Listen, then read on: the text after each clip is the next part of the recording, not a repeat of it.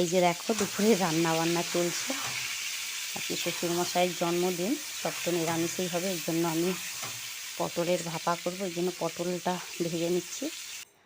আর এটা হচ্ছে মুগের ডাল করেছি সজনে ডাঁটা দিয়ে। আজকে সবই শ্বশুরমশাইয়ের পছন্দের জিনিস বানাচ্ছি আর কি। রান্না হয়ে গেছে, এরপরে যে বাবাকে খেতে দিয়েছি। পটল ভাজা, শাক ভাজা, আলু ভাজা আর বেগুন ভাজা। আর এটা করেছিলাম আমের টক, সয়াবিনের কষা করেছিলাম।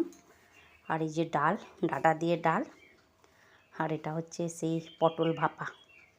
আর মিষ্টি একটা দিয়েছি, এক তো সুগার, বাট খেতে খুব পছন্দ করে, খুব ভালোবাসে, কিছু করার নেই, একটাই দিয়েছি ওই জন্য।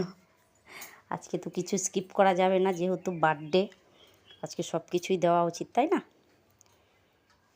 চলো বাবা এখন খাক, বাবাকে খেতে দিয়েছি, তারপর আমরা খেয়ে নেব। মানে একসাথেই বসবো, বাবারটা আগে বেড়ে দিয়েছি, যেহেতু আজকে সে বার্থডে বয়, আগে তার খাবার দিতে হয়, তারপর সবার খাবার বাড়বো। চলো বাই।